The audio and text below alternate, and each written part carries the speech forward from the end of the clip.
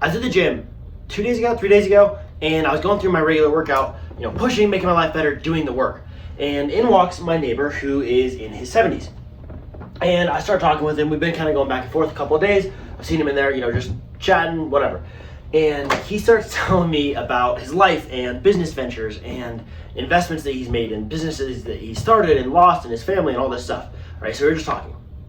Now, it was really interesting because he started talking about money, and so I was really curious, so he's in his 70s, right? So let me just paint this picture for a second, right? So, 70 plus years old. In my mind, that means that he's had a chance to experience some things, right? And he'd done some interesting things. He'd started a couple of businesses, done some investments, and done different things. So I wanted to get his perspective on investing and how it works, okay?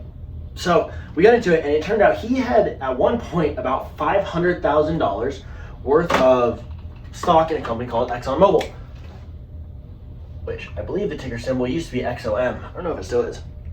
But he used to have $500,000 worth of stock in a company called ExxonMobil. He built it up through long-term investing. He made the money in businesses. He had a bunch of good splits where the stock had done splits, which basically means you get more shares of stock as a current owner. And so it was really cool. But then his original broker, who had actually worked for his dad, retired. And he was like, okay, well, what do I do with my money now? I don't know how to do it myself, so I got to find a new broker. And he had sold a car to a guy who claimed to be a broker.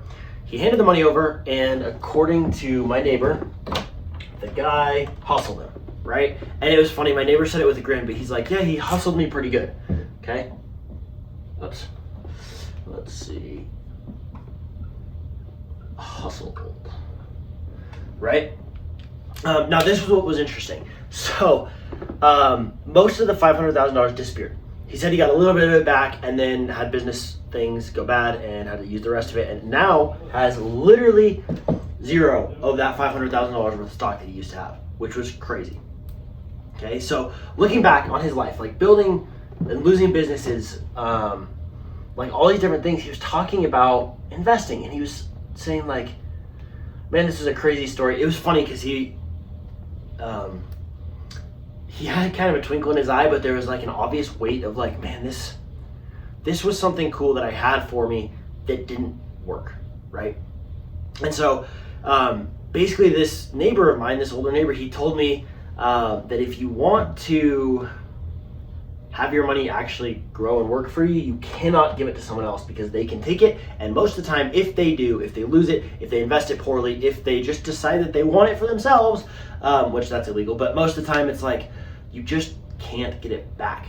And so he literally told me, you have to learn how to invest for yourself if you're actually going to do it. Otherwise, you're just giving it up and you're just guessing. And this is literally what happened to him. He lost $500,000, right? And yeah, kind of a crazy story.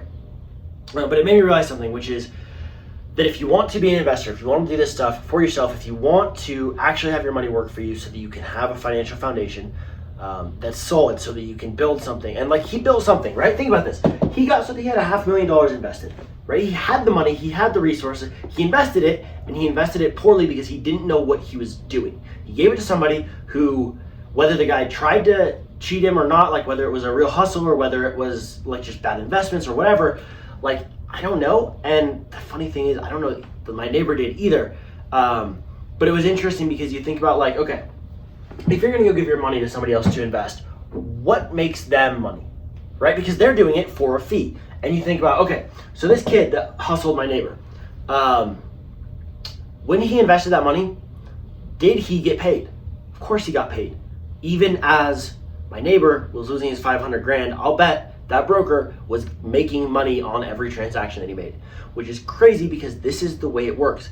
And it's not like, this is not something that just happens for him, right? Like, this is how this industry works, is the experts you're supposed to trust are, they're going to get paid whether you make money, whether you have good returns, or whether you lose your money. And here's what's crazy that I talk about. I was actually telling a friend this on the phone yesterday. It's interesting because you think about, okay, if you are going to give your money to somebody, to a broker, to a professional money manager to actually manage and to invest for you, right? You're like, I don't know what's going on. I'm scared of it. I'm not going to learn the stuff. I'm just going to give it to somebody else to invest. Like, that seems reasonable. until you realize that over, I think it's a 10-year period, about 95% of professional brokers or professional money managers actually do worse than if you just bought and held a typical S&P 500, which is just basically the overall United States stock market. Okay, so think about this for a second, right? The typical person who is a professional at managing money for other people does worse than the overall market, which you can buy by yourself with, like, I don't want to say how much training, because it just depends on you, but like, it's not very hard to do. It's really not. And the average professional does worse than the overall market. It blows my mind. And so you're paying people, whether you make money or whether you lose money, and on average, you're going to make less money than if you just bought and hold the overall market. It's nuts. Okay. And this is the thing. This whole story, the reason I tell you this is, like, my neighbor did the things, right? He built the businesses. He was successful in his career, in a couple of different ventures at least. And he had made a bunch of money. He invested it. And because he didn't know how to invest for himself, and because he didn't know how to do things like hedge and protect against the downside, and because he wasn't paying attention, he trusted somebody else to do it for him, and it bit him hard. And I don't want that to happen to you. So if you're interested in finding out how to not lose $500,000, which aren't we all, then maybe you should learn how to invest for yourself.